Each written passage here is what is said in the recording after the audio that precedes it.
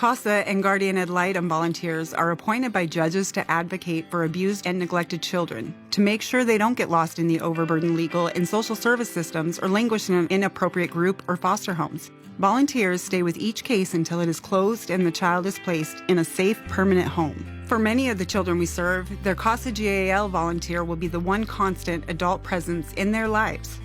When we moved here from Portland after retiring, we had looked around for something we could do on a volunteer nature, but we didn't want to do just anything.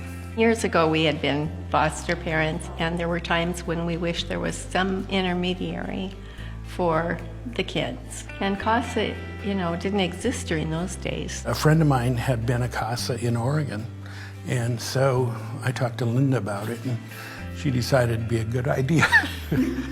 I was a CASA advocate for a little over 4 years. It's so important for the children to have a CASA advocate because that's the constant. They may go through 8 to 10 CPS workers, different people coming in and out, and the CASA is there just for the child at all times. I've been sober now for 13 months. I have 2 daughters that I've had back in my custody now. I was not having the results that I wanted going directly through CPS.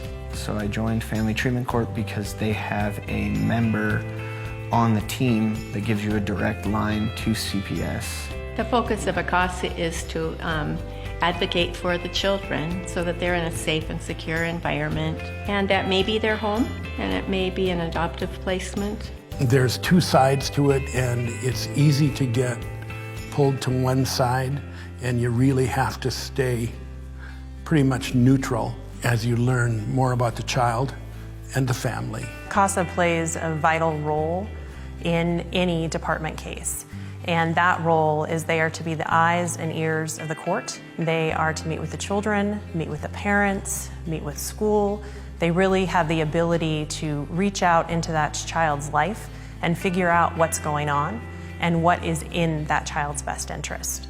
Judge Reynolds always treated me with the utmost respect, treating me like a human being, not like a criminal. That is not the experience I've had with other judges, but Judge Reynolds is a very good man, and he's very good at what he does. We feel like the Family Treatment Court has been a really good innovation, and we go there frequently. It's heartwarming to see these young people, generally young people, who are jumping through a lot of hoops to prove that they can have a safe home for their child. CASA offered a fresh perspective that I didn't always have being the department's attorney, and they really were interested in what was best for the child.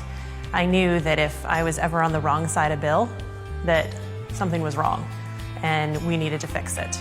The staff at CASA is terrific, and they all work very hard, and we have great support from other advocates and staff members. One of the needs is for more CASAs because there's so many children. My last CASA case involved 5 children in the same family, and last week they were all adopted into the same family and they were all able to stay together. As Larry's often said, it's the most difficult and the most rewarding job or opportunity you'll have as a volunteer. If someone was thinking about joining Family Treatment Court, I would tell them to be prepared to do the hardest thing and the best thing that they'll ever do. If you want to get your kids back and you want to get sober, Family Treatment Court is probably one of the best ways to do that. I continue to support CASA because I believe that every child deserves a voice, and the only voice that they have in that courtroom is their CASA worker. You can make a difference even though you're one person. It's so rewarding, and it can be frustrating at the same time, but it is worth it for the child.